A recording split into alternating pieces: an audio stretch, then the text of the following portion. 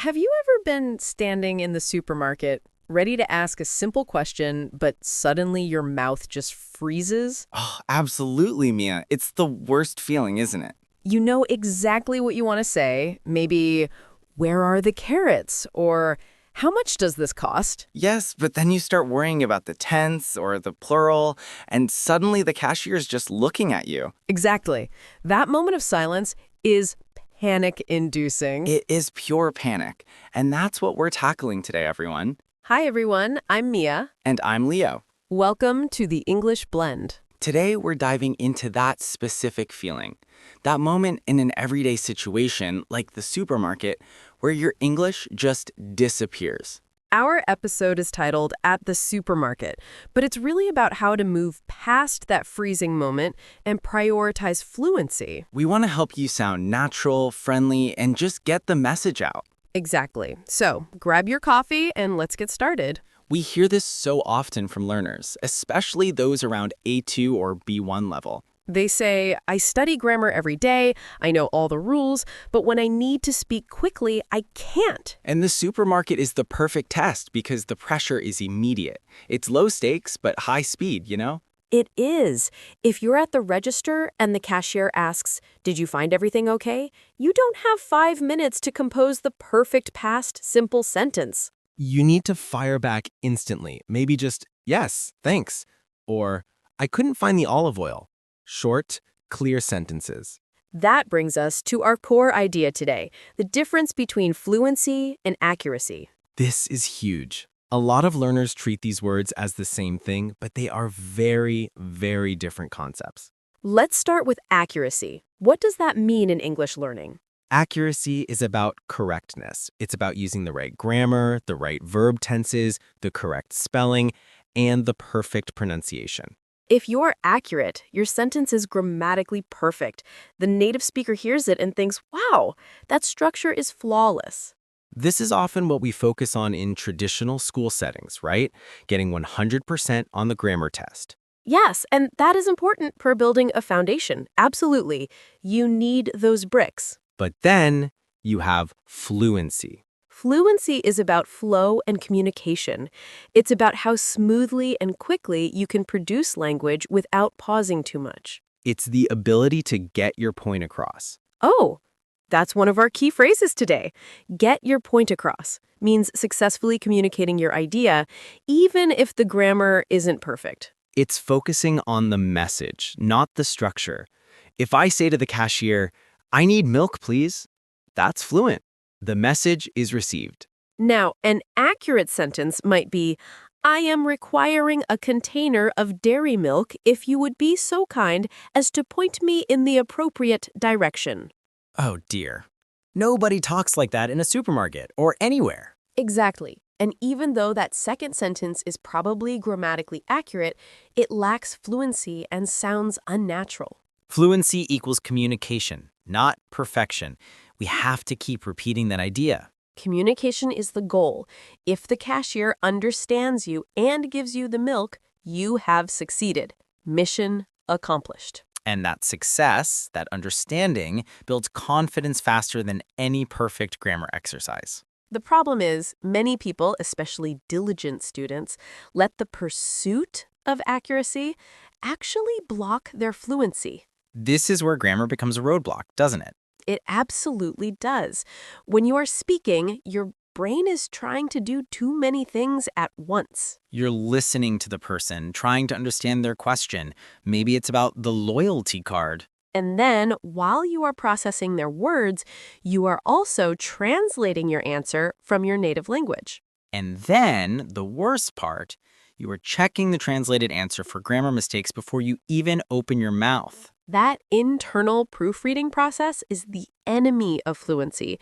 It creates those long, awkward pauses. We call that analysis paralysis. You're analyzing the sentence structure so much that you become paralyzed and can't speak. Let's go back to the supermarket example. You need to ask where the bread is. The accurate student might think, should I use the present continuous? Am I currently searching for the bread? Or should I use, do you have? They might internally rehearse, excuse me, where is the bread aisle? Or Could you tell me where the bread is located? By the time they have selected the perfect sentence, the staff member has walked away. Or they've switched to thinking about lunch and missed the chance to speak. The fluent speaker just says, bread, where, and points. And they get their point across.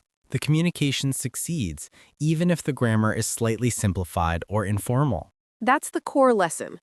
In real-life interactions, speed and clarity trump perfect grammar every single time.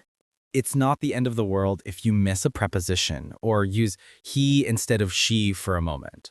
Oh, there is our second useful phrase, not the end of the world. That means it's not a disaster. The mistake isn't catastrophic. It's recoverable. When a language learner makes a small mistake like forgetting the S on a third-person singular verb, we should tell ourselves, it's not the end of the world. The person you are talking to rarely notices those small errors. And if they do, they understand what you meant.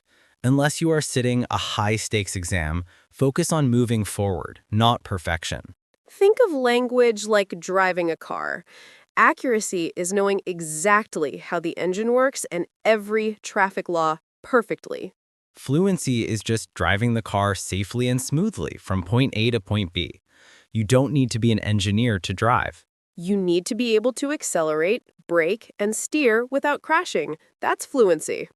Now, Leo, speaking of crashes, do you have a quick story or a cultural note about a communication mishap in an everyday setting that illustrates this? I do. This happened to a friend of mine, let's call him Alex, who was studying abroad in London. Okay, Alex in London, trying to be perfectly accurate. He went to a small local grocery store, not a huge supermarket, and he needed mushrooms. Simple enough. He knew the word mushroom, but he wanted to ask for the specific type, the portobello mushrooms. And he wanted to be polite and formal. Going for maximum accuracy. Exactly. He had studied modal verbs extensively. So he rehearsed this complicated request. Excuse me, would it be possible for you to inform me of the location of the fungi that are the large brown variety? Oh, bless him. The shop owner, who was busy stocking shelves, just paused and gave him a blank look. He didn't understand the complex formal structure. Because that formality actually created distance, right? Yes, it sounded like a textbook or a very old novel. The owner finally said, mushrooms? In the fridge. So Alex's focus on accuracy, on using, would it be possible for you to inform me of the location of the fungi that are the large brown variety, actually delayed the communication. It completely stalled the conversation. He had to simplify. He had to dial down the accuracy to achieve fluency, even though the simple phrase, "Where are the large mushrooms?" would have worked instantly. That is a great illustration that sometimes simpler is faster, and faster is more fluent. So how do we train our brains to stop proofreading internally and just start speaking? We need some practical steps. We need real techniques to build speaking flow and confidence in real places, like the supermarket or the cafe. Let's start with tip number 1. Focus on chunks, not individual words. What do you mean by chunks? A chunk is a group of words that often go together and are memorized as a single unit. Think of them as pre-assembled communication tools. Like phrases we use all the time. Instead of learning, I would like a loaf of bread separately. You learn the whole phrase, I'd like a loaf of bread, as one thing. Or in the supermarket, instead of learning how to conjugate to look for, you learn the chunk, I'm looking for. Or at the checkout, the cashier always says cash or card. That's a powerful chunk to recognize. You don't have time to analyze is or a conjunction. If you memorize chunks, you aren't building a sentence word by word, you're dropping in a pre-made sentence starter. It dramatically speeds up your response time. Absolutely. That speeds up fluency because you bypass the grammar checking stage for that small group of words. So look for chunks everywhere. When you're listening to this podcast, write down the common pairings we use. Our second tip is vital for training your brain to speed up. Implement the 3-second rule. I love the 3-second rule. Explain this one, Leo. The 3-second rule is simple. When someone asks you a question or when you need to say something, you must start speaking within 3 seconds. 1, 2, 3. Speak. No more waiting. When you wait longer than 3 seconds, your brain enters that analysis paralysis mode we talked about. You start checking the grammar, worrying about the pronunciation, and then you hit a wall. Another great phrase. Hit a wall means to suddenly stop making progress, often because you are exhausted or facing a mental block. When you hit a wall, you mentally freeze up. The 3-second rule forces you to be imperfect but fast. It forces fluency. If you can't remember the perfect word in 3 seconds, use the simpler word. Use a filler, or even point. Pointing and saying, "this one, how much," is fluent communication even if the grammar is A1 level. It's better than silence. The goal is sound production. Make noise. If you start speaking, your brain has to follow, and the words often come out better than if you waited for perfection. So practice this rule in low-stakes environments, even talking to yourself in the car or while making dinner. Time yourself. Our third tip is all about immersion, massive listening, and shadowing. You have to hear English being spoken fluently before you can hope to speak it fluently yourself. Massive listening doesn't mean listening actively and translating every word. It means having English background noise constantly. Podcasts, TV shows, music. You are getting used to the rhythm, the cadence, and the speed of natural speech. And then shadowing. This is a powerful technique. Shadowing is when you listen to a short clip of a native speaker, maybe just 30 seconds, and then you try to repeat exactly what they said, mimicking their speed, intonation, and rhythm as closely as possible. Don't worry about translating it. Just focus on sounding like them, matching their flow. This is great for building the physical muscle memory for English speech. It trains your mouth and brain to move together quickly. It's like practicing hitting a baseball. You don't analyze the physics, you just repeat the motion until it becomes automatic. Exactly. And that automatic response is what fluency is all about. We want to bypass the conscious grammar checking mind. Let's add a fourth practical tip for those who are still really nervous about mistakes. Embrace the broken English phase. Oh, this is important. Learners sometimes feel ashamed if they aren't perfect. But almost every successful language learner has gone through a phase where they spoke confidently, but maybe imperfectly. We can call it functional English. It's the phase where you are communicating effectively, even though you know you are making errors. Give yourself permission to make 10 mistakes in every conversation. That pressure release is necessary for speed. If you allow yourself to be imperfect, you will suddenly find yourself speaking much faster and much more often. Remember, it's not the end of the world if you misuse the or forget a plural S. Your listener understands. And those listeners, the native speakers, are usually much more focused on what you are saying, the content, than how perfectly you are structuring it. In the supermarket, nobody is grading your linguistic performance. They just want to know if you need help finding the avocados. Let's circle back to our language focus phrases one more time, just to make sure our listeners have those chunks memorized. The first was, get your point across. Use this phrase when you are talking about successful communication. I don't need perfect grammar. I just need to get my point across. The second was, hit a wall. This means stopping progress or encountering a sudden, difficult barrier. I was studying for 3 hours and then I suddenly hit a wall and couldn't remember any vocabulary. And the third phrase was, not the end of the world. Use this to calm yourself down when you make a mistake. I forgot the past tense, but it's not the end of the world. I'll practice it next time.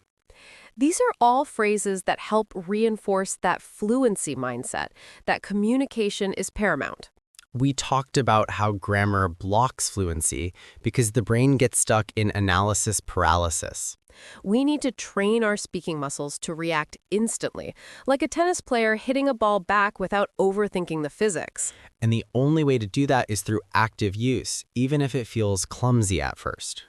Let's expand on the massive listening concept, Leo, because I think a lot of learners confuse it with active study. They think if they aren't writing down every new word, they aren't learning. That's a mistake. Massive listening, often called passive listening, is about soaking up the rhythm and the common combinations of words. Think of it like a child learning their first language.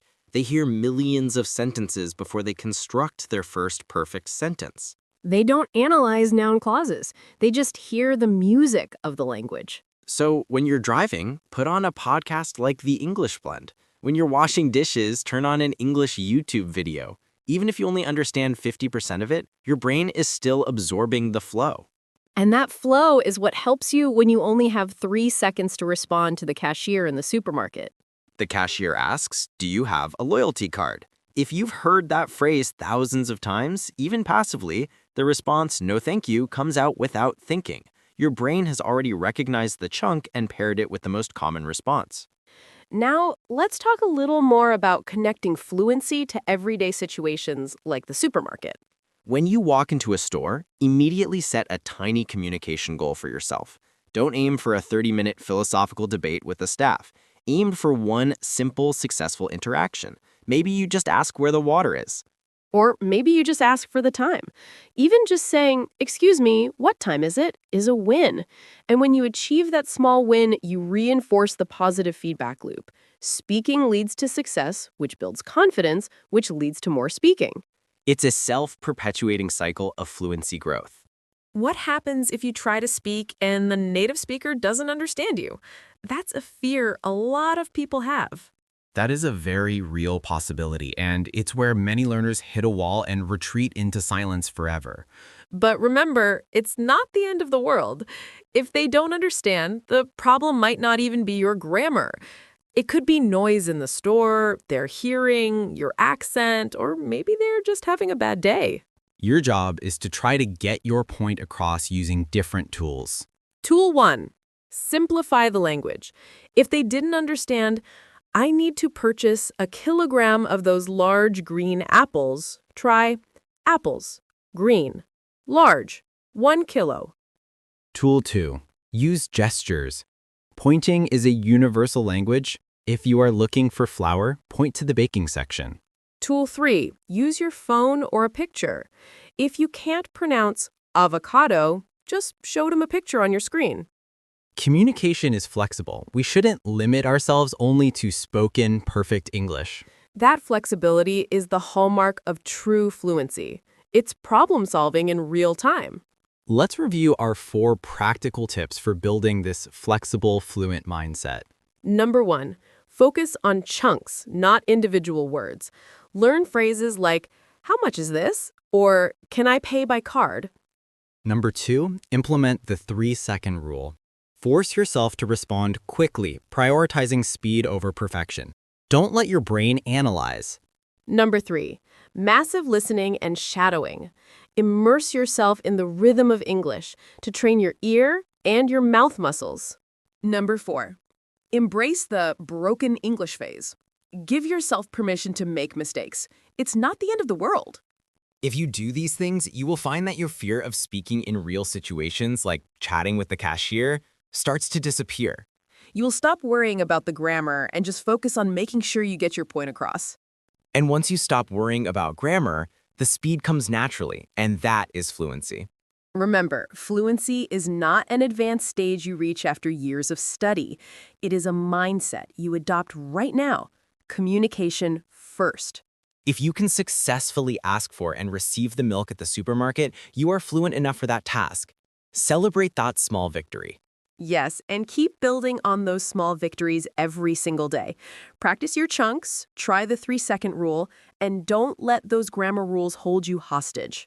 Because being held hostage by grammar is exactly how you hit a wall in your language journey. We want forward movement. We want communication. We want clarity. And we want to see you conquering those everyday situations, whether it's the supermarket, the coffee shop, or ordering food at a restaurant. Consistency is key here, everyone. Even 5 minutes of focusing on chunking or shadowing daily makes a huge difference over a month. And remember to be kind to yourself. Language learning is a marathon, not a sprint. Every mistake is just feedback. If you liked this episode and want more resources on building confidence, check out our website. And let us know what everyday situation makes you feel nervous about speaking English. Maybe we can tackle that next time. We love hearing your stories and questions. We talked a lot today about speaking, but next time we're going to focus on the other side of communication, active listening skills. That's right. How to understand fast English speakers and how to ask for clarification politely. So join us for that deep dive into hearing and comprehension. That was a great talk. Yes, see you in the next episode of The English Blend.